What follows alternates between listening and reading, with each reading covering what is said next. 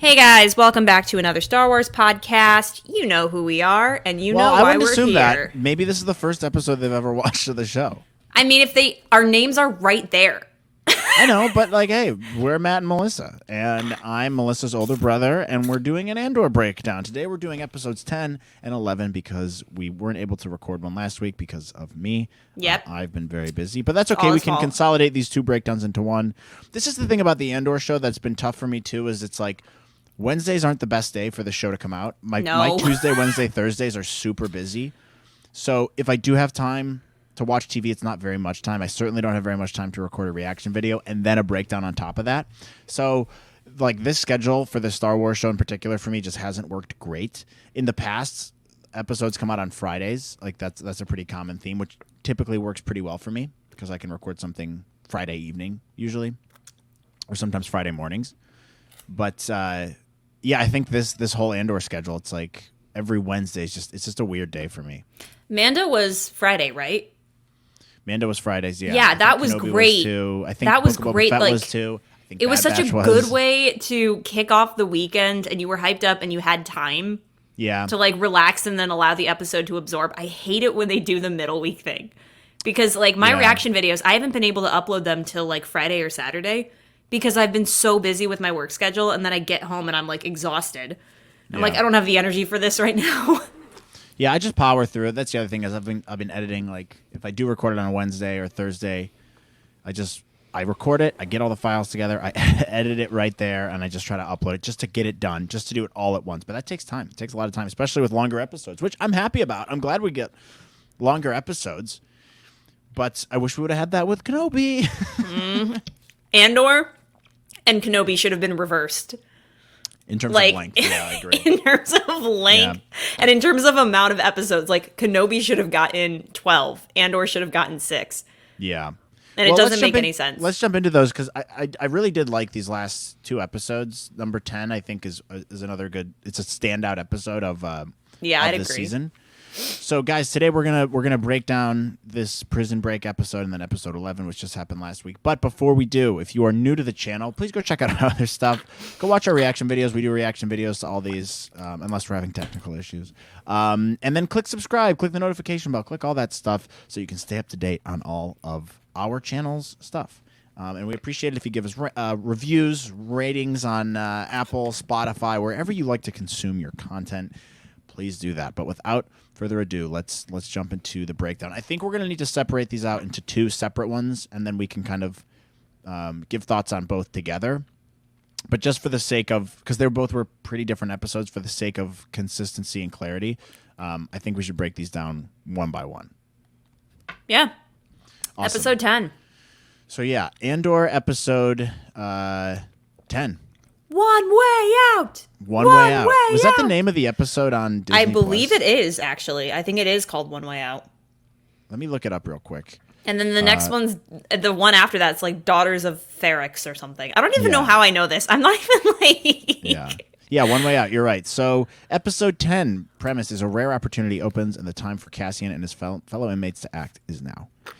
So, Prison Break episode. We knew this one was going to be good. What are your thoughts on this?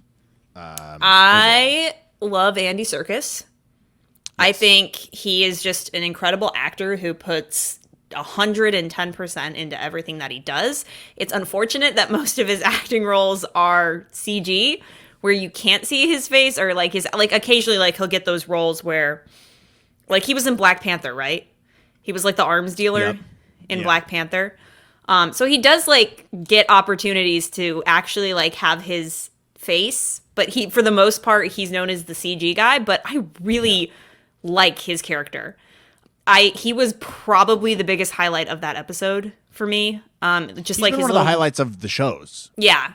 The show. Yeah, for sure. I would definitely agree with that. But his little speech into the microphone, motivating all the guys, and all the guys are getting together and they're scrambling to get their buddies to break out with them. So I thought his character was a standout. I really liked the shots that they had in this episode of the Prison Break. I think that the show has done a very good job with camera angles and being super creative with their shots.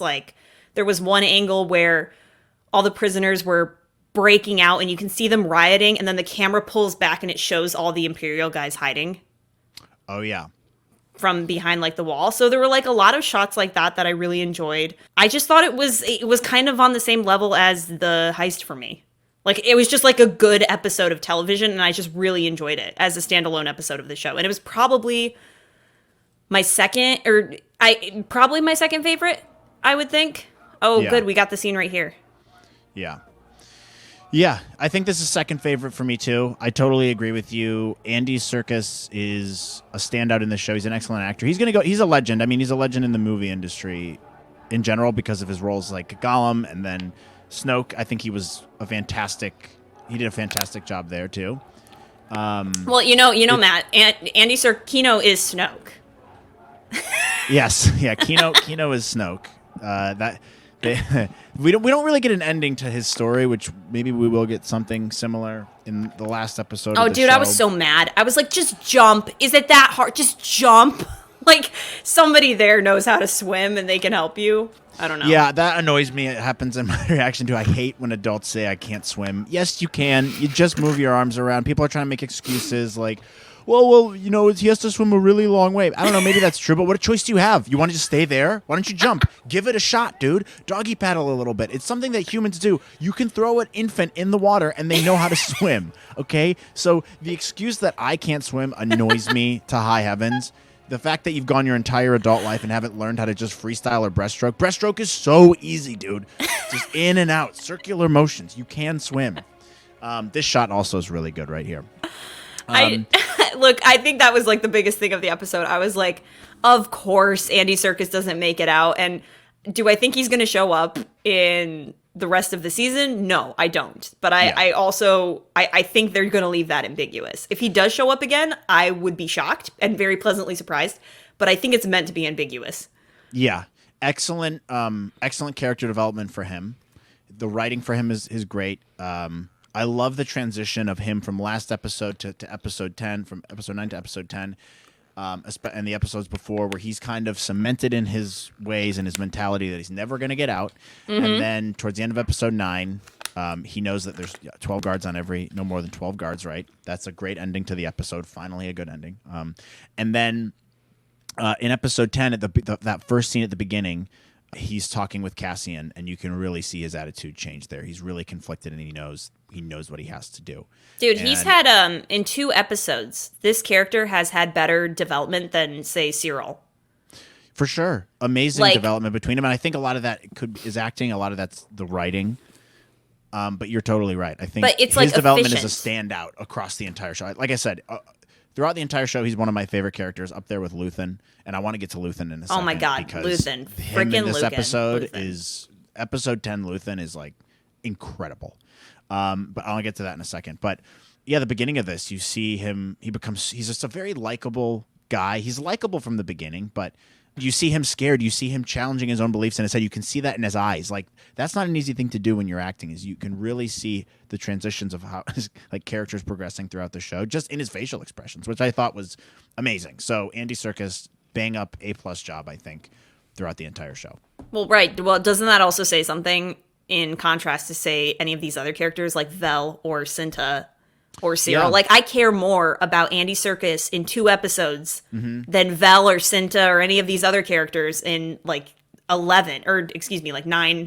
or 10 episodes leading up to this point. Like I just don't care about them. And Andy Serkis just came in and he was like, I'm going to make you care in 2 episodes. Yeah. And that you will be emotional when you don't see me go off with the rest of the prisoners. Yeah. I agree, and I was emotional for that. I love him. I don't like his excuse. I think you should have jumped in anyways. But his speech again, like amazing acting. This did feel pretty Star Wars-esque to me. Their motivation for escaping is obviously makes a lot of sense to me. Really good writing there. They need to get the word out of this is what the Empire's doing. It really conveys the evil nature of the Empire. This is the stuff I've wanted throughout the entire show. So this episode hit a lot of those beats that I've wanted it to hit, and it's a standout throughout the entire season. I was very engaged. That was probably the most engaged I've been since the heist episode. Yeah. Yeah, excellent, yeah, excellent episode. Great cinematography. I think the heist episode still, the visuals there the are best just one. unbelievable. Yeah. Yeah, that one's probably the and best. the tension was really good. I think the music in the heist was I'm not a huge fan of the score and music throughout a lot of this show, but the heist, it really stood out. This episode, there was some good tension there too, and you felt the like frustration and desperation of these people, and like the tension right before the little lift comes down to their working area. You know, you're like, oh, here it comes. I think you're right about the score though, because up until this point I haven't really like noticed the score, but in this episode when they were like breaking out and they have like this beat that's like dun dun dun dun dun dun dun dun dun dun dun in the background, and I was like commenting on that. I was like, that is noticeable to me now, like how the score was like building up of the anticipation of eventually breaking out. I'm not crazy about the synthesizer sound that they've been using throughout this show. Like, it just doesn't tonally match the what's going on, nor the Star Wars-y feeling. So that's been a huge proponent of like pulling me out of the show. But I thought in this episode, and especially in episode 11, it started to hit more of those Star Wars-y vibes, which I've begun to appreciate. I think this, especially episode 11, which we can get to after this, but I agree. I think it's really gotten there. The one thing I would have liked to see with this episode was I would have liked to see more lead up to the breakout and more of like some of the other prisoners maybe being on Cassian's side and more of the preparation behind it, so that when it actually happens, there was a little bit more of a payoff and more tension, because you know they've been rehearsing how to do this, you know, over and over and over again. Instead of just like going for it once. Yeah, exactly. Like I would have liked to see more of the old school prison break type. Like the voiceover, and then it shows them doing the action. Well, maybe not like a voiceover, but like, well, kind of like in Ocean's whatever movie. Like, yeah, like we knew Kino wasn't bought into it, but I would have liked to see some of the other prisoners, like that weird guy who Cassian's with in episode 11, who has the cell across from him. Like, just more engagement between those two, I think, would have been more impactful. Yeah. They didn't really engage much, and then we see them quite a bit together in episode 11. But Melshi, it's a small is that guy's name? Yeah. Small criticism. I mean, when they get to that control room, amazing scene, like very Star Wars-esque. I love the practical effects they use. I love the sets they use here. It's awesome. It still has that old school, like, 70s kind of look to it. Yes. But it also has that modern, flair on it. That feels Star Wars, but it's also has that retro 1970s like OG Star Wars feel to it. It has the old original sci-fi look to it, and I really like that. And I think the sets have also like the sets like, and I kept saying this, like I felt like I was there. They feel like these people are actually standing in this environment in a prison, as opposed to like telling that it's a set and there's the light and the camera's over there and that's how the light's hitting them. So I thought that was just incredibly done. The other thing I want to bring up is creepy other senator guy is like, let's marry our 13 and 14-year-old kids, Mon Mothma. Right. Yeah. What? So that's happening while this prison break's going on. I didn't think we were going to see much else other than the prison break, honestly, this episode, but we got a little bit more, which I think is important. We do need to forward the Mon Mothma storyline a little bit more, but this was an interesting one. I forget the guy's name. It's like Dorn Tato or something. Again, another character. It's too hard for me to remember. A forgettable name. Yeah, but I think this guy was well cast. I will say that. Super creepy that he wants to connect his daughter or his son with Mon Mothma's daughter in order to get her out of her little legal troubles or her dicey embezzlement or whatever the hell is going on with her Imperial credits. He offers his son to like be betrothed to her, and essentially he's like, that's the only option I'm giving you to that's for me to so help. Creepy. And they follow up with it in episode 11 with the culty stuff that was going on, which that was really weird, but we'll talk about that in a minute. But before we segue into episode 11, I do want to say that like Luthen's little monologue in this episode where, what is that guy's name that he's talking to? The guy that kind of looks like a rodent. The Imperial Kenny. guy It's like Kenny or something. Mole. Yeah. Or I don't know. It's like an Enny or something. Lenny. I don't remember. I think it's like Lenny. So we're just gonna call him Lenny, even if that's wrong. Yeah. But he's like talking to Lenny and his like, yes, in the elevator, and he's talking to him. And the one thing I loved about this conversation is that Lenny here is like, hey, Dedra's tracking you. It's not a good thing. And Luthen's like, this is great. It's whatever. But I love that because that just showcases just like how one step ahead Luthen always is. Yeah. And how his character's just constantly thinking ahead to these moments. And he's like, nope, it's all going to work out. It's going to be fine. And then this guy comes down and then Luthen absolutely just throws this hefty monologue at him at like why he does what he does and like, this is what I'm giving up for the sake of a better future. I just thought like, because I watched it a second time and it was just like, Luthen is the freaking man. Yeah, he is. Lonnie, that's his name. Lonnie. Lenny and Lonnie. Lonnie, we find out, is the rat who's in the Empire, right? Yep. Feeding Luthen all this information, which is why Luthen's been able to get as far as he has. And it's been for what, like 8 years or something like that? He's been doing it for a while. And so he doesn't want to sacrifice that. So this scene was so important, I think, for connecting the dots for me. I've had a tough time following it parts because there's been so many different characters and planets and like things going on. It's just tough to follow the politics of it, even though I really want to. Like, I'm invested in that aspect of Star Wars, but it's been just a little hard because you're introducing so many things at once. But this was really important because we find out this is why Luthen has all the info. This is why he has the leg up, is because this guy's here and he cannot sacrifice him. So we find out that this guy is critical to the entire rebel operation as it stands in this moment. And he's getting a little rattled. He just had a kid, this Lonnie guy. He's not really interested in doing it anymore. He thinks he sacrificed all this stuff for years and years, and he's putting his life on the line so that Luthen can have this information. And he says, yeah, Luthen, what have you sacrificed? And Luthen goes on this monologue, which is unbelievable. Dude, Stellan Skarsgård here. This is why I love Luthen. This is why I love Stellan Skarsgård. Crushes it. Such a cool monologue. Just but badass. Like delivered. Like whoever wrote that wrote it perfectly, and then he delivered it exactly how it should have been delivered. Like flawless. I mean, he's just a badass, and I don't know, this I think this scene cemented my favoritism for Luthen as like the best character of this show. Like I think he's stealing the spotlight away from Andor. Yes, like, he's way more important, dude. He's way more important. He's so much more interesting, which is why I'm keeping my also level of right attachment. Yes, such a good shot. I'm keeping my level of attachment down because I know they're eventually going to kill him. I don't think they're going to kill him in this season. I think he will die like leading into the final moments right before Rogue One. Yeah. But like I'm trying to contain that because I know it's going to be so disappointing. But it's just like, I don't know, this guy's monologue, the way he delivered the lines, it was just like, it was really good. And I even enjoyed it way more on my second watch. Yeah. Because then I could focus more on his acting. Yeah, and it was just his great. acting's awesome, but also it gives us more motivation for this character. First of all, more Luthen, which I'm always happy for. I think he's by the way, finally up to this point in this show. Finally, we got more of him. But also we get motivation. We find out he's ruthless. Like we find out he's willing to sacrifice 31 men in this plot with Anto Krieger that Daedra has caught on to, where they want to intercept them. And Luthen's like, we can't tip them off because if we tip them off, that means they know something's up. It means they know they have a leak, and then they're going to find you out.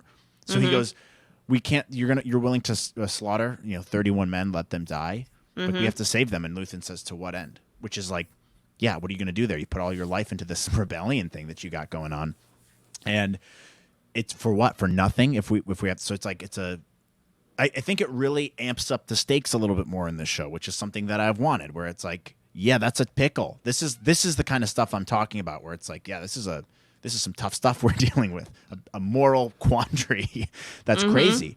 And they cast this guy really well. This Lonnie guy, you can tell he's a little skittish and he's in over his head. Yeah. And Luthen's trying to rein him back in and put things in perspective for him. And just what a really good way to bring Luthen's character towards the front.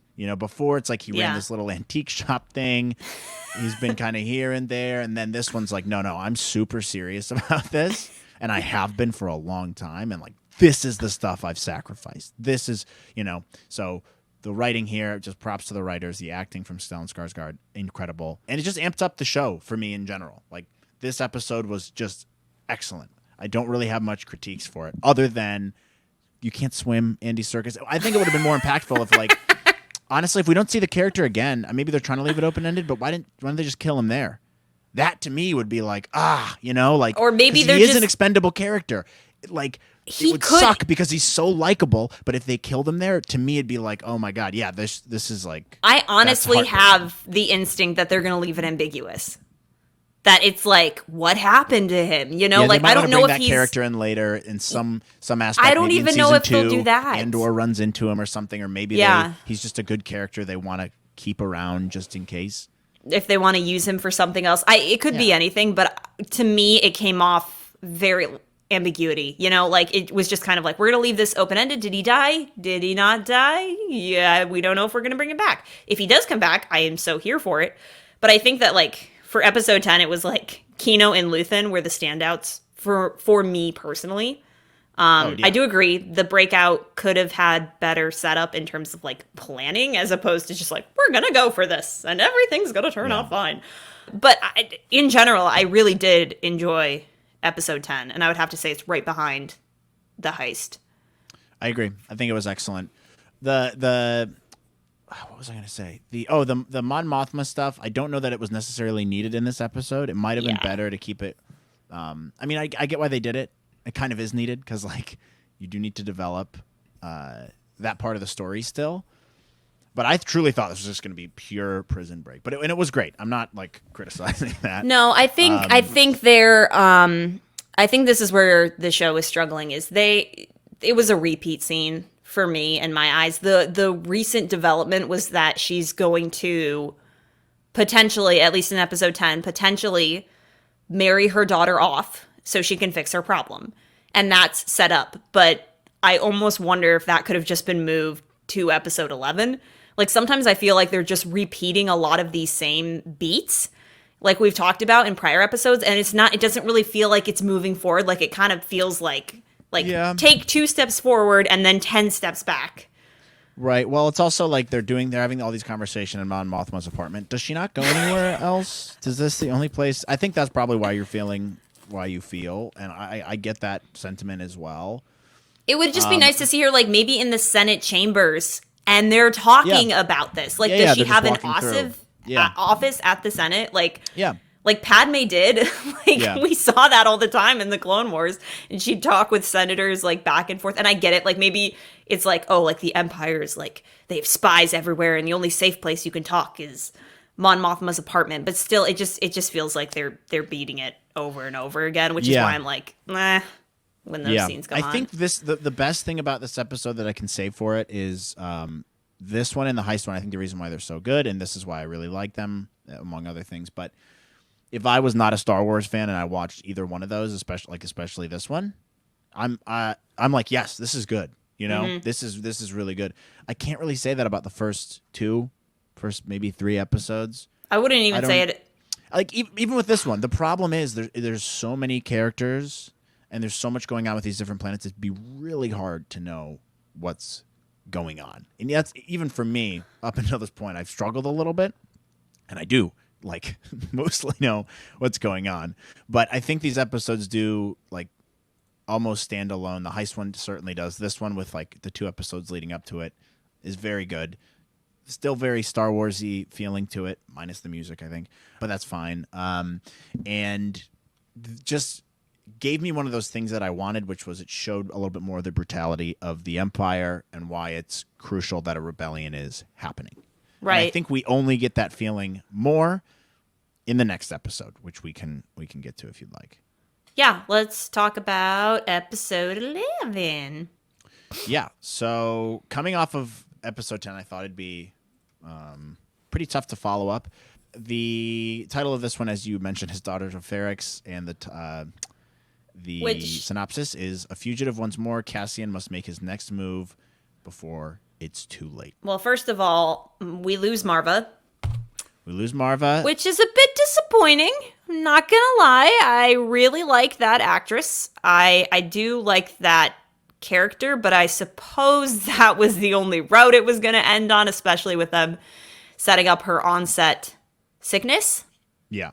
So that was a little sad. I do feel for the droid. I do feel bad for B. I kept saying, I was like, can somebody please adopt this thing? Droids have feelings like that? Like, that was one thing I said. I'm like, this is kind of weird. Have we seen feelings like that from a droid before? I think they're like pew, beep, bop, pew. I mean, like I don't know. R2 has like sad beeps, you know. Yeah. Like I think it's like a general notion, like that droids have like a general feeling of like fair. disappointment. So I guess like pew. It's like B is like Wally. Yeah. You know, that's how I think of that. I don't know if it's like a character. I guess B's a character, but I think of B like Wally. So I was like, oh, that's really sad. Yeah, I think I enjoyed this episode a lot. I'd have to say that this is the chillest episode of the entire show. Really? So far. In terms of like what's actually happening. I felt like it was probably the most like casual, you know, like in comparison to the other ones in terms of like, now, I think 4 there is a and difference. 5 were way more like slow. I think there is. I don't know if slow's necessarily the right word for this. I feel like casual is a better word because I feel like episodes 1, 2, and 3 were like painstakingly slow. Yeah. Where I was like, oh my God, like I feel like paint's not drying fast enough in front of my eyes. But like I think this was a good episode of like television in the way they presented it, in the way like. As a Star Wars show, as this episode stands, I'm like, I kind of wish this was the tone of some of the previous episodes. Mm-hmm. And the Star Warsiness in this one was like very palpable, and I think they did an excellent job of that. And that's the thing I've been missing throughout this whole show. People are like, "Oh, you're criticizing, or you hate the show." I'm like, first of all, I don't hate it. I enjoy the show. I do like the show. I think it's a very interesting Star Wars show. It's better than Book of Boba Fett. I'll tell you that. But the elements here that I wish we had more of is like at the beginning of this one we see Cassian and this other guy. Melshi. Sorry, I can't remember his name. These two alien guys, practical effects, super Star Warsy, super well done. I don't know if they were speaking Huttese or whatever they were speaking, but like that brings me into the universe a lot more. The little spiderweb thing that they like, catch them in, and then like. Other stuff in this episode, like on the Imperial cruiser, we get like the old security camera, like Imperial security camera things that we see in A New Hope in the detention center or whatever, and like the guys in the pit on the Imperial cruiser who are operating the tractor beam, like stuff like that, and like the interior of Luthen's ship and him getting away and all that. Like I really enjoyed all that. It was just very enjoyable TV, and I kind of agree with you. It was definitely like a chill-ish episode.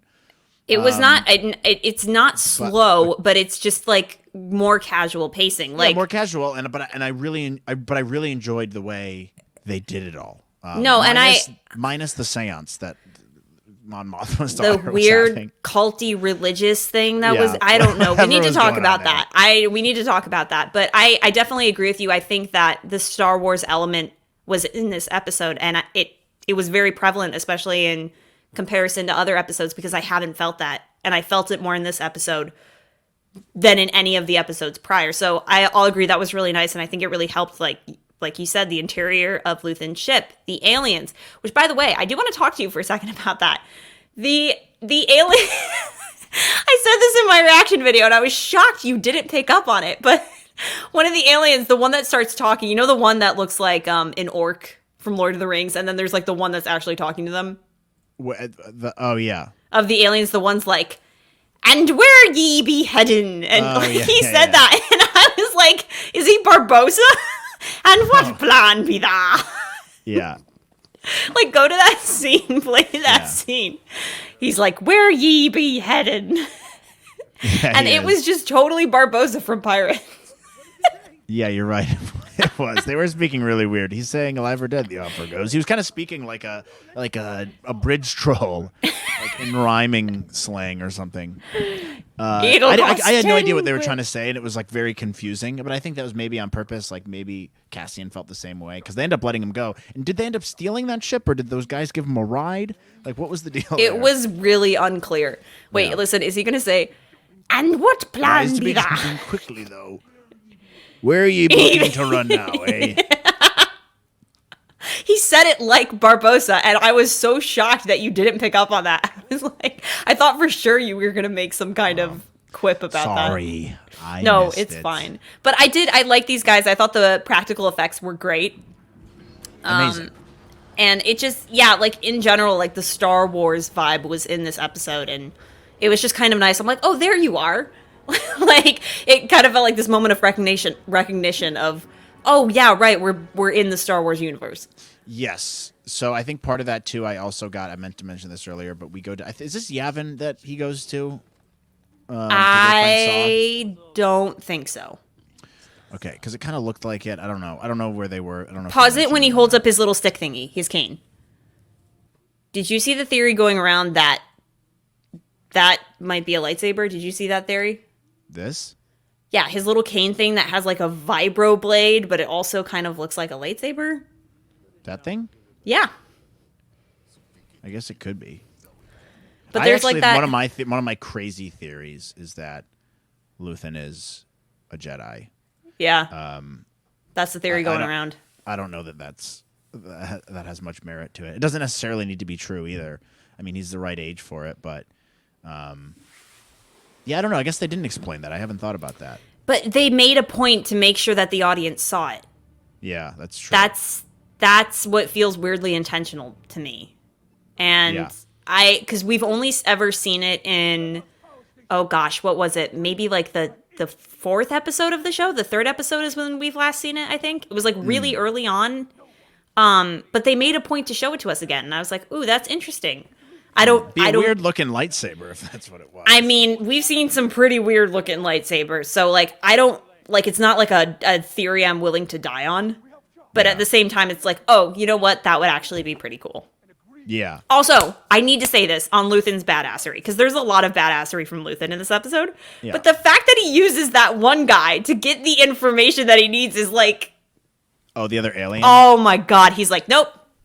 He's a traitor. The guy comes over and he takes the weapon, and you're like... Oh, yeah. Like, he's so great. Right here. Yeah. I mean, this scene is also awesome. Very Star Wars-esque. Saw Gerrera is really, really good. Forrest Whitaker also... really good in this show, I think.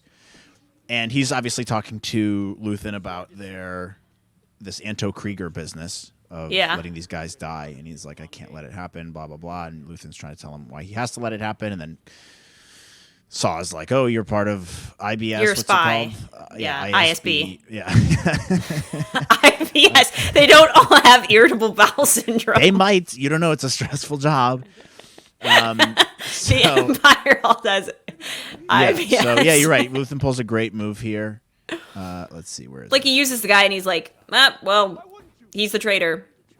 And then he comes up and he takes his weapon. Like, this is why I like him, is because he's just constantly thinking ahead, and he's so willing to unfazed. do whatever it takes. So that's something I think they might hold towards the end. If they don't, I think it'll be a mistake. Yeah, this part right here is what you're talking about. Is he takes him? What got Luthen into the rebellion to begin with? You know, like what was that? And I think maybe they'll get into it more. Like, I think they're purposely trying to keep it a little bit of a secret because he's invested, and we've really found that out these last two episodes. That he's like, I'm willing to let 31 dudes die. I don't care. Like, I am in on this, and this is important. And I hope we just get a little bit more background on him. I hope he doesn't die this season. I hope we get more of him season 2. Please don't kill him. He's God, really the glue that's holding this show together for me, more so than Andor, in my opinion. No, I think Luthen steals the spotlight for sure. Like, I gotta be honest. I love Diego Luna, and like I love like he's a good actor, but like I just can't find myself caring that much about Andor. Because like Luthen has all... They haven't wrote him in a way that's like really mysterious, conducive to a show that's named about him. Which, by the way, that whole plot line with his sister what was the point of that? That's how the show opened, and they just dropped it. Like, they totally dropped it, and it's like, oh, maybe she'll show up in the finale, and it'll be like, I'm your sister, and she like takes off the hood, and it's like a Luke Skywalker moment or whatever. But like that's the whole time. It's Bix the whole time. But like, which, by the way, Bix not looking so hot in this episode, dude. She's not looking healthy. She's got those thick bags under her eyes. Yeah, she's kind of dying. But anyway, you get my point. Like, they haven't created intrigue for me with Andor. And Luthen has all of the intrigue. So naturally, when he comes into the scene, you're like, I don't care about Andor. Who is this guy? Yeah. He's so gosh darn cool. Yeah, I mean, I care about Andor. It's cool. It's just, that's not, the show's more about just like the rebellion in general, which is great. I'm cool with that. But like, it's just strange that it's named Andor because it doesn't really seem to be a 100% Andor focused show. There's just a lot of characters we're jumping in between. What's the common theme between them is Empire or Rebellion. You know, it's not all intertwined with Andor necessarily. Yeah, Bix is looking poopy. She's struggling. She looks like she's had one too many. Yeah, she definitely has. Other stuff I love, these shots right here on the tractor beam ship. I don't know what you'd call it. It's not a Star Destroyer, but it looks like kind of like one. Yeah, I like that was a very Star Warsy shot. You know, when they pan down to the officer, that's like, yeah, exactly. It's a ship that's this like class. Right here, this little thing, and then like these shots right here, like just really cool overall. Like it finally, like that Star Wars element finally started to peek through, and it reminded me. It goes, hey, like because I haven't felt like the show is Star Wars at all. Like, I'm not watching it through a Star Wars lens. I feel like I'm watching an entirely different sci-fi show. But this episode was the first time I looked at it and I was like, oh, you know what? That's actually Star Wars because we're seeing Star Wars-y elements and the music's starting to shift a little bit more. And these camera shots are starting to feel more like Star Wars. And, oh, the interior of Luthen's ship, which, by the way, was so cool for that, like, one shot where he was, like, moving throughout the ship. Yeah. It like reminded me of like the Millennium Falcon, and I just really appreciated those elements because it did suck me back into the Star Wars universe a little bit more. Yeah, I think one thing that would have helped with that in terms of storytelling would be at the beginning of the show. Again, that's my probably biggest criticism with the show is the exposition was not well done. And I think one thing they could have done to change that is give us a motivation for the Empire to start with. And I've been saying this throughout the entire show. But, like, I think it's... Now I get it more, but it's taken 11 episodes to get to that point. But I think they needed to set it up with what's the Empire up to right now, all right? Let's show what they're up to. They obviously don't like rebellion, right? The Empire's whole motivation right now is they're trying to suss out and find Andor, right? And any signs of rebellion, they're becoming more ruthless. They don't want to have any kind of uprising or anything like that, and they're trying to regain control and assert dominance. So I think they needed to show that at the very beginning. Here's how the Empire is feeling about this stuff. Show them crushing people who even show the slightest chance of like providing any kind of resistance to them. Yeah, like show the senators getting wiped out. Yeah, just show how ruthless they are at the beginning, and then you show Andor, right? And then it makes their motivation for finding him so much more important because they're like, hey, someone's ruffling feathers. They just robbed one of our stations. Like, not cool. Now we have to find this guy. Like, I don't understand the obsession from Syril with Andor. That doesn't compute for me, really. Maybe it's because he saw, like, he wrecked his friend's stuff and he killed a couple guys. I kind of get that. And he really wants law and order. I just don't think it's cemented enough to have it be an obsession for one guy to find them. And same thing with Dedra. Like, she's a good character. And Dedra could be Syril. Very well in the Empire thing. But, like, I just think they needed to cement that in the first couple episodes a little bit better. And then also same thing for the rebellion. Why is it so important for the rebellion? You know, showed a couple of these scenes earlier on, like Andor's dad or his stepdad, whatever, getting hanged. And like those scenes are powerful. Put them at the beginning of the show so that it just starts it off on a bang and we understand what both parties are doing.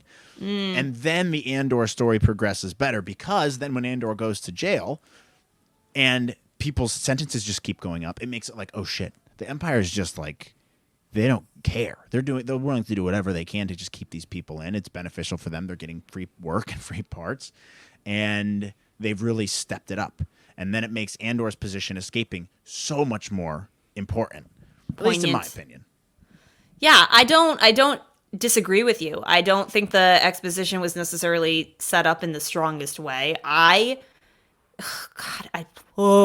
much as I don't want to talk about him, but we did get some more Syril in this episode, and his mother's still berating him per usual. We get Scotty McScottish guy back. Yep. I love that guy. I love his voice. Yep. I laughed throughout that entire conversation where he's like, where's Andor? And he's like, I found Andor. And you're like, where's Andor? And it was like this big, like dramatic conversation. I agree. Syril is still not entirely clear on motivations. I just think that like he's such a massive loser. And I honestly think that you don't need him in this show. I think that Dedra can be blended with the Syril character and then just make it one character. Like, what is the point of him? They haven't done enough with him, and he's very hateable, especially after his weird stalking of Dedra. I'm like, oh my God. There's no coming back from that, dude. He's such a weirdo creep. Such a weirdo creep. So, I agree with you. I don't think he's really necessary. He's could just take kind of him been a distraction for the show. He hasn't moved at all. In like 10 episodes, he's gone from here to like here. Like there's just not much movement. If you can take a character out of a show and the show will still progress the same way, the character is not important. They're not needed. They're not needed. Literally nothing. He just if you take him out of the show, then everything progresses the same. Like he doesn't add anything. And so I'm still struggling with this character and like what his purpose is, because it's like we might literally be bigger in season 2. To be fair, like maybe his whole thing is like season 2, and they need more backstory on him in order for him to be a big player. But what 2, backstory have we gotten? He's a loser. He's a loser. He lives with his mom, and he used to be a cop on a planet, and it just didn't work out for him. And then he eats Cocoa Puffs every morning. Right, but how integral does that make him? Nothing. I mean, look, I agree with you. I don't like him. Big weirdo creep. He's just kind of hateable, to be honest. So, yeah, I agree. I don't think he's really necessary. I think you could take him out and everything would be fine. Also, it's just another character we don't need. Let's be efficient here. Let's be efficient with the characters that we do have and write them a little bit better. I think they've been really efficient with Luthen. In fact, I'd like some more Luthen. Like, I already feel his character more. Same thing with Kino. He was developed really efficiently. Kino and Luthen are just right. So, no, they're great. You care about them the most. Like, I'm gonna care when something eventually happens to Luthen. Yeah, be it in the season finale or be it in season 2, I'm going to care because they've actually given me a reason to care about that character. But moving on real quick, let's talk about the cult that Mon Mothma's daughter is what the hell's evidently going on there? in. Like, what is that? What were they saying? What was that weird ass chant? They were like chanting, and then they didn't talk about it. It's like some Chandrillin chant or something. They're like, oh, they're doing the chant. What? What chant? Tell me what the chant is. Why is this important to the show? What's happening over there? I think Are it's they basically summoning spirits? Are they necromancers? What is going on? They've just got a Ouija board. Yeah. So no, weird, dude, I think it's honestly, to me, the way it came off was Mon Mothma needs a reason to sacrifice her child to this 14-year-old kid, and we're gonna make her say chants to make him not her kid, care by the way, is so hateable. Mon Mothma's kid is so hateable. She's like, oh, she's 13. By the way, she's 13? No way. That chick is like an 18-year-old actress. That's an 18-year-old girl. And she's sitting there, like, in our introduction to her is her just being rude to her mom, which I'm sorry, I hate when people are rude to their moms. That's what makes me not like her. But, like, that's the first impression we get of her. She's just like being a bitch to her mom, and like into house guests. She like one of the house guests comes up or something, and she's like, "Oh, hi, how are you? Oh, good." And she's always like, "Dad's gonna take me. I like my dad. Screw you, mom." It's like, why do they have a bad relationship? I don't get this. And then they're doing their weird chant, and like, I don't know. They didn't do a lot of. Actually, that's a really good point. They didn't do a lot of setup for why her daughter resents her. Yeah. You know, or at least not like backing that up as much. It's just like, oh, her daughter resents her. Or it's like, I don't know, does dad give her more freedom to wear whatever she wants and go out and party? Or maybe she's like, or is she dating like this older guy and Mon Mothma doesn't approve? Like, I don't know, like what is the backstory here? But she just resents her mom for some reason and is in this, her father's culty ways.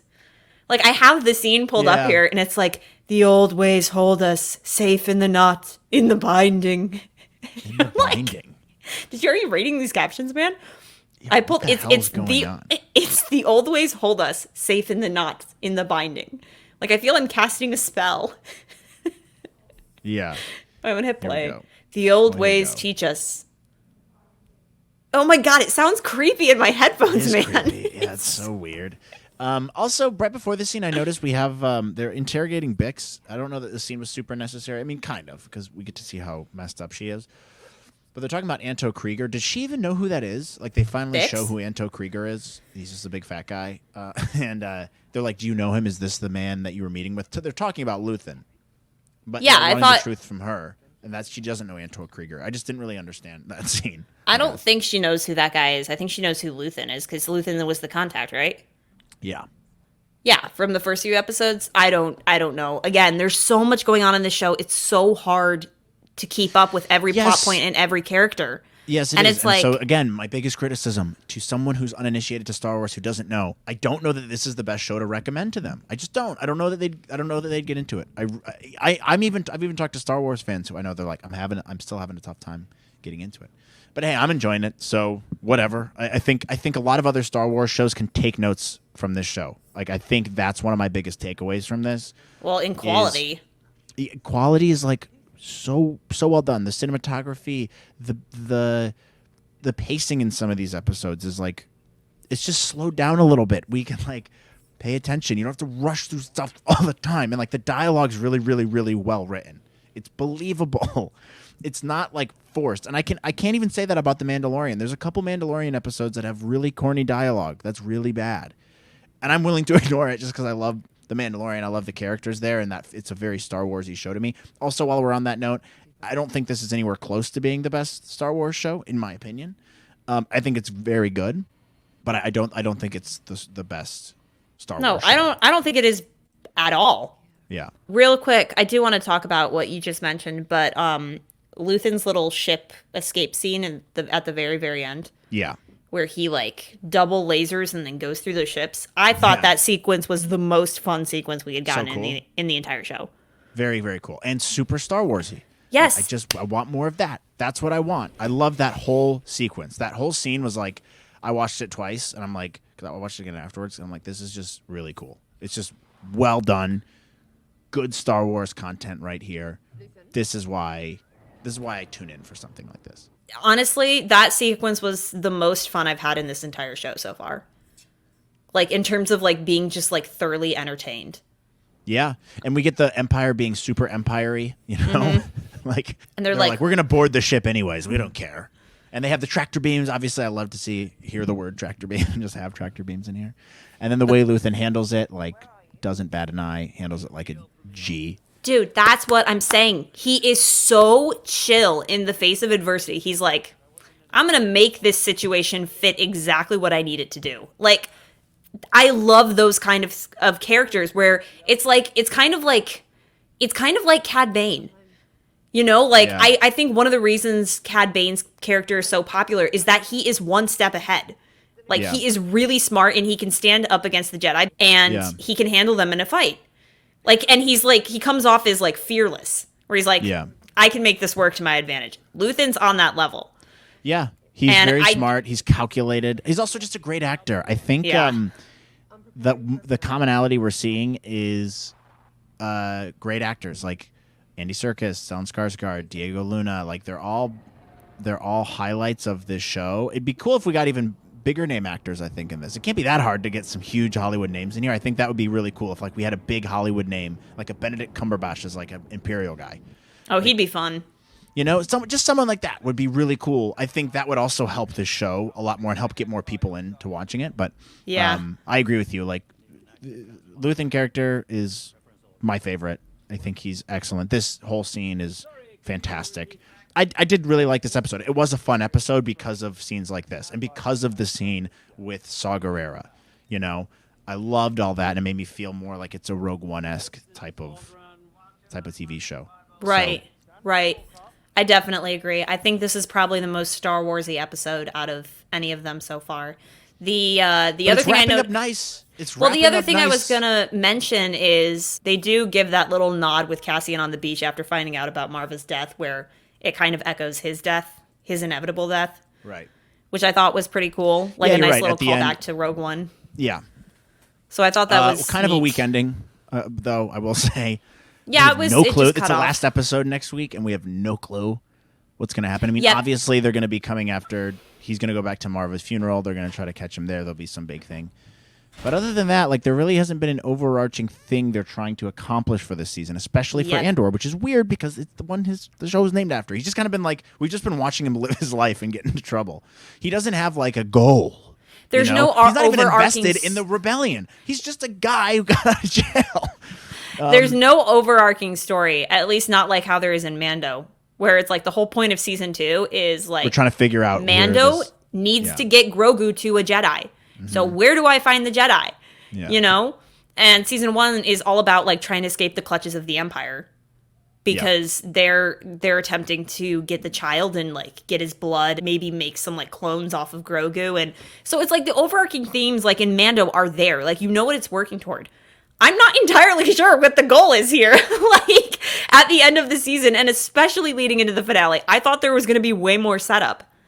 Yeah. And like way more like, at least, you know, I guess the setup, one could argue, is that Andor is going to go back to his planet and go to his mom's funeral, and that's the setup, and they're going to try to catch him. But it's like, it still feels really vague. He's just going to his mom's funeral. So what? And also, there's a million characters, and they each have their own little storyline. So it's like, which storyline am I supposed to care about? Am I supposed to care about Syril and him being jobless, or am I supposed to, or not jobless necessarily, but like being a loser in life, or Dedra who's making it her purpose to find Luthen and figure out how Andor and Luthen are connected, or is it Andor going to his mom's funeral? It's just like there's so much that it's like the overall purpose is so muddled. But I don't know. I share that critique with you. Yeah, for sure. And I agree with some of your points there. I think overall, like I said earlier, it's coming together. The show's starting to come together for me. This is why I always reserve judgment till the very end. I think the show started off very, very, very slow. It's really picking up for me. There's been a couple highlight episodes, obviously. The heist one, the prison breakout episode. I think episode 8 maybe or 9 I also really enjoyed. There's been a couple of these, and there's been a couple really good standout characters and some really good Star Wars elements to this. And again, the big picture of the show, cinematography, dialogue, acting, all very, very, very good. Production value. And I think this is great in terms of like other Star Wars shows can take notes from how this is done. I am looking forward to season 2. I'm gonna watch season 2. I'm sure it'll be good. I'm anxious to see how this turns out, and I'm happy people are really enjoying it. Like, I hope that gives Disney some more steam to start making more shows like this. They definitely went out on a limb in all in terms of what they're doing with this show, but I want that. I want more experimentation. I want them to do some things that are different. I know you haven't fully enjoyed every aspect of the show. You don't really feel like it's super Star Wars-y. I agree with you in some levels, and on other levels, I'm like, I don't know. It's a fun ride. I just think there's a couple weird things for me, like the release schedule with the first 3 at the beginning. That's tough for me. Like, and they weren't very good. Like, the first 3 episodes were like, okay. There's some decent elements here, but just it's not really hooking me in, especially if I wasn't a Star Wars fan. Being released on a Wednesday, I don't love that either. I don't like how they've used some of these characters, like Syril. That's annoyed me. He's just a big weirdo creep, and you're not going to get me to like the guy, and that's probably on purpose. But there's been other elements of the show that like have just been really good. I'm glad we finally get more of this Imperial stuff. I'm glad we have some real motivation and some stakes from Luthen, and like we get Saw Gerrera in here. So overall, I'm looking forward to next week. We're getting some really good stuff, and I hope it wraps up nicely. And I think they will. I'm looking at the positive side of this. I think it'll wrap up pretty nicely, and hopefully leave us wanting more. That about sums it up. I think that I don't know how much I'll go back and rewatch this. I mean, obviously, like, I don't want to give final thoughts until we watch the final episode on Wednesday.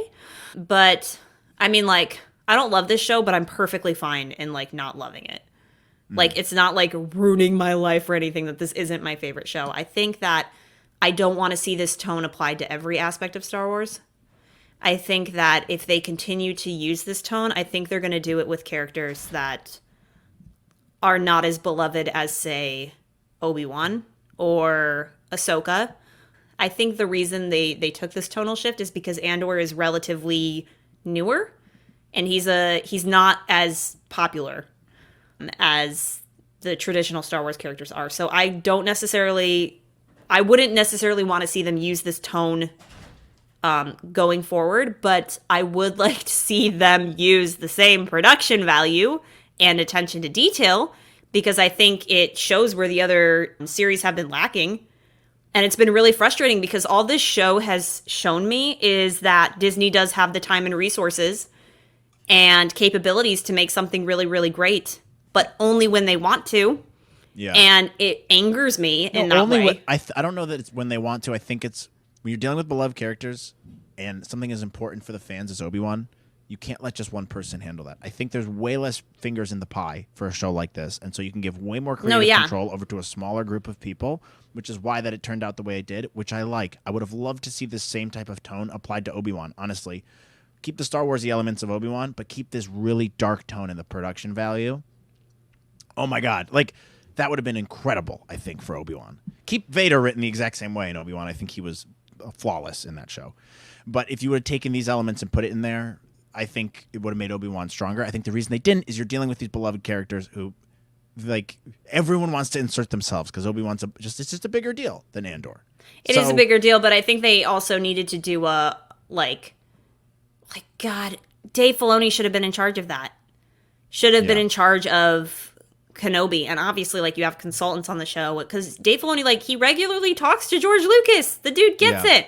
But I do agree with you. I think everybody wants their fingers in the pot and they want to put their take on Star Wars. And I think that's been very, very detrimental. And I think Andor, in terms of its production quality, is like the best case scenario when you do things right. When you actually put time and attention and care and love and detail into a project, like it shows in Andor. It is very, very obvious. And it's just annoying to me that they can't seem to nail a consistent tone between all these shows in terms of like how good they look. Where's the CG at? How is the script writing? Is the script good? How are the actors? Are the actors good? Are we getting like prime actors here? Or are they just kind of like reading their lines like they're going through a book? Like it's just, there's no consistency between these shows in terms of good. And case in point being Book of Boba Fett, and then Kenobi being really lackluster. It had some shining moments, but for the most part, I think it was lackluster. It's just, I would like to see more consistency. And it's just really frustrating when you see how good something can be, and then you look back and you're like, why the heck did you not put as much into this show? That is so annoying. But anyway, did we have listener thoughts that we wanted to briefly run through? Yeah, sure. Only on episode 10 and 11. Let's go do first episode 10. Let's jump into some viewer thoughts. All right, Back to the Future fan 88 wrote, I'm really enjoying Andy Serkis's and Stellan Skarsgård's characters. Same. Serkis made me care a lot for Kino in just a few episodes, and Skarsgård's performance in the last few minutes of this episode was phenomenal. Same. We already talked about that. I already found Luthen to be the best out of the new characters in the show. Now I like him even more. Totally agree. Same. But as each episode goes by, I'm finding myself caring about Andor less and less. I'm just not finding him and his story interesting enough. I don't think he's lead character material, but that's just my opinion. Yeah, I mean, we literally just talked about that. I agree with all of that. I don't think he's lead character. I think, honestly, he's lead character material. They just didn't write him like a lead character. They wrote him as a background character. They did, yeah. And so if they put you're that, name the show after him, don't just have him sit in prison and not actually be like a leading man. And also, let's cut down some of these characters. How interesting would it have been if Andor had just like, because I guess he kind of led the breakout, but also at the same time, it's like, what if you put him in like Kino's position? Yeah, you know. How interesting would that have been where he's like indifferent and then he gets to a point where, nope, we're getting out. This is how we're doing it. And he takes that leadership role and then eventually like showcasing how he's eventually going to lead the rebellion. Yeah, hasn't been a leader whatsoever. He's being outshined by these other characters. Yeah. Poor thing. And Diego Luna's great. Yeah. I mean, his acting's awesome. I have nothing to say bad about Diego Luna. Just the way they wrote him, it's like, really? This show's about Andor? Okay. Neil McNulty says, both those monologues were incredible. The amazing thing about Andy Serkis' performance is that the character made a hard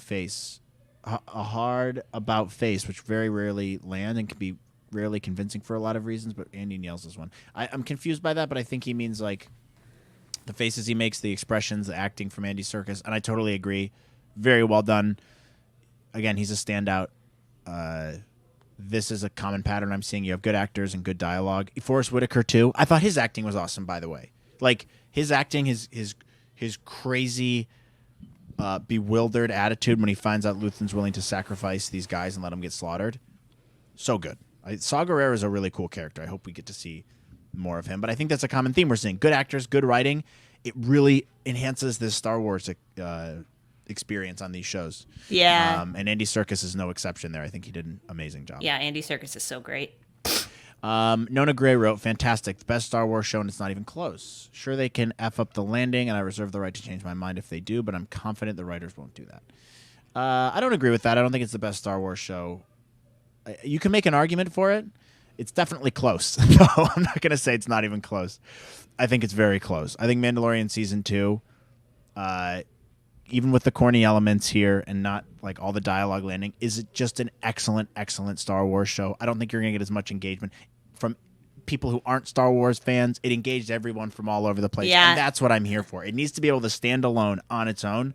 The Mandalorian does that. I don't know that I can say the same for this show. Right. I totally agree. I think Mando actually sucked more new fans in than this show Mando definitely was doing. did. And by the way, if we're talking about best Star Wars show, are we putting Clone Wars in there? Because Yeah, season 7 of Clone absolutely. Wars alone, season 7 of Clone Wars alone, I don't know how you're going to say this Andor show is better than season 7 of Clone Wars. Like, I don't know how that to me is like, nah, I don't think that's true. But well, season 7 I'm of glad Clone people Wars. think this though. I'm glad like it's hard to satisfy Star Wars fans. Look at us right here, like criticizing the show. But and not to say I'm not satisfied. This show is kind of what I expected it to be, almost exactly what I expected it to be, which is just like, yeah, it's extra Star Wars stuff. Great, Yeah. awesome. It just adds more to the world. And there's new elements of it we haven't gotten with previous shows. Yeah. But to my point, like it's hard to satisfy Star Wars shows, and I'm seeing a lot of people really enjoying this. So if that's what we're getting out of it, great. I love the positivity. Does that chalk up episode 10? Chalks up episode 10. So last viewer thoughts, only a couple more here on 11. People are writing very good, great comedy, action, tension, lighthearted, more like Star Wars. Lighthearted is the right word for it. Lighthearted, yeah. That's Lighthearted. This episode had the was Star the Wars most tone, the yes. fun Star Wars The tone. fun Star Wars That's what tone. it is. And that's Yeah. what I mentioned. It was lacking a couple episodes ago. The show lacked the fun Star Wars element. This episode, I think, really captured that. Yeah. So maybe it was a different director. I'd have to look it up. I but think everyone's saying, it was lighthearted and it was fun, and I think that's the word I was looking for. I don't know if casual was the best description, but lighthearted is definitely nails it on the head. yeah. I'm trying to see who directed this one. I don't know, but yeah, lighthearted and fun. But you're right. It's a great way of putting it. The two aliens, definitely. We pointed that out too. Luthen ship, yes, it's a badass, awesome ship. That scene was incredible. I love that. That's going to be one of the big takeaways from the show for me. Right. Good action, good like the beats here of politics, action, emotion. Like it went up and down, and it had those nice. That's what you want to see in a TV show, right. Last comment is from Nerd Rage 557. Solid episode. Calm before the storm, building up multiple stories, and all hell's going to break loose on Ferrix. I think in the finale, Empire will do something terrible, setting the people off. That's a good theory. I think that's probably likely. We will see the Empire do something ruthless. Maybe they just blow up Ferrix. They destroy it we with know the they have Death the pop- Star. We know I'm they just have the kidding. They possi- don't have it yet. Well, we know they have the capability of doing that with the Star Destroyers. Can't they? Yeah, they can do that. I'm sure they have. Wait, they have the Death Star at this point, right? Like, it's been made, hasn't it? It's at least in construction. At least almost fully operational. Right, I imagine lose it's pretty track of timelines operational. all the time. I can never keep up with timelines because I'm like, when is this happening? What year is this going on? This is like, what, 2 years before A New Hope? Something like that? 3 years? Something like that around that time? How many seasons is this show getting? 2 or 3? Because initially they were going to do 5. And then everybody was like, what the heck? You cannot do 5 seasons out of this show. I think they're just going to do 1 and 2 and see where it goes. They started it enough behind where it's, 6 BBY or something like that. So there's potential to do 5 seasons if they wanted to. I think they just ordered 2 seasons for whatever reason. I don't know why. Probably. No, I because- think they cut it down. I think 2 seasons is smart. I don't know how but much they you might can do another one is what I'm saying. I'm saying we don't know what's going to happen season 2. That could lead up to the events of Rogue One, but it might not.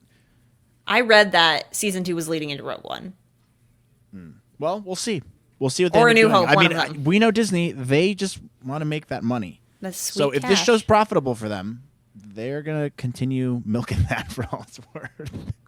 Yeah, I don't really. Last I checked, the ratings are still not great in terms of viewership.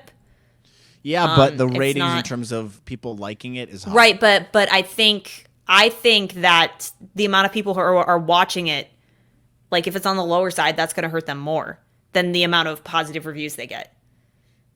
Because at the end of the day, it all comes down to how many people are tuning in. Who are you drawing into Disney Plus subscriptions with this show? Exactly. And the answer for that is maybe like 7. Like it's just not like people who are watching this show are already subscribed for other Star Wars stuff. You're not gonna this show to me. You're not going to watch a trailer for this or a snippet of an episode and go, I'm downloading Disney Plus for that. Yep. No way, because you already have it for the other Star Wars stuff. And if you don't at this point, you're kind of crazy. You must not be a huge Star Wars fan anyways. And if you're not a huge Star Wars fan, I don't know that the show is going to make you one. Yeah, I think Mando season 3 is going to be very interesting when that comes out. Just ratings wise, I feel like that's going to go through the roof, and it'll be very interesting to see how that goes. But I think we've pretty much covered everything for this episode. Do you have what's your final theory going into the final episode? We're going to see Andor obviously go to Ferrix. Stupid loser. Can you stop slurping that? Stupid loser Syril goes and follows him and tries to make a grand gesture to Dedra, and the Empire just demonstrate his loyalty. The Empire is obviously going to be there too. They're trying to lure him in.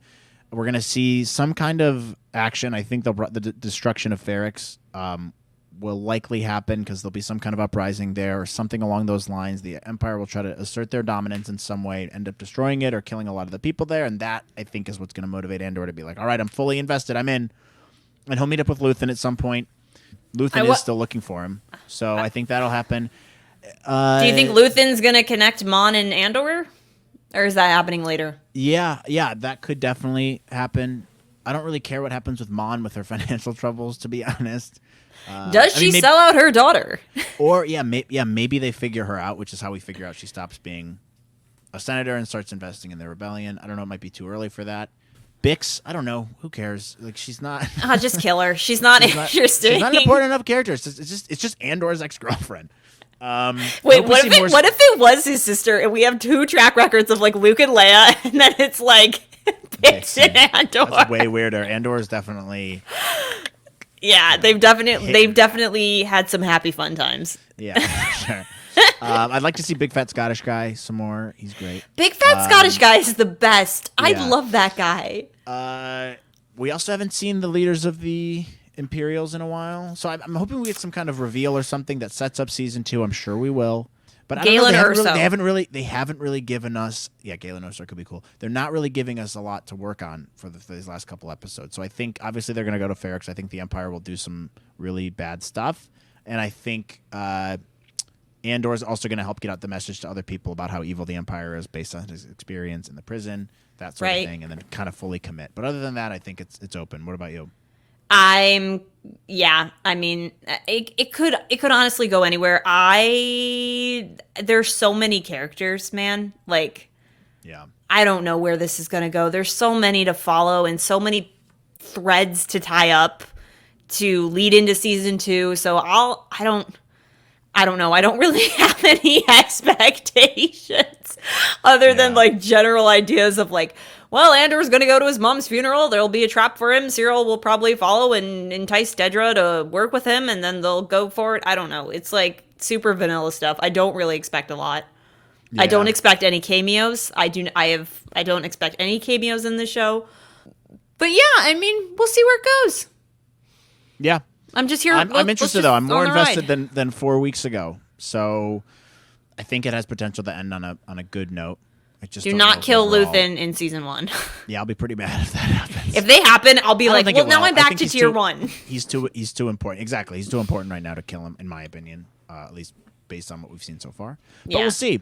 So, guys, stick around for the last episode of Andor, our reaction videos, our breakdown, which we'll be doing next week on Andor episode 12, the last one. This has gone by kind of quickly, It's gone by so fast and so slow at the same time. Yeah. Which is a weird experience. The first couple episodes and first couple weeks, I'm like, but now I'm like, all right, we're getting there. You know what's next, don't you? Bad Batch? Season 2. That's right. That's a fun crazy. watch. That'll be the first season was a fun watch. I'm guessing the second one will be a fun watch too. So that's what we'll be doing then. But in the meantime, guys, don't forget, like and subscribe at @star_wars_pod on Instagram, Twitter, TikTok. Click subscribe here, notification bell, so you're aware when our next reaction come out, our next breakdown video comes out. You guys can listen on Apple, Spotify, wherever you get your podcast. Please leave us a review there too, or leave us a comment below.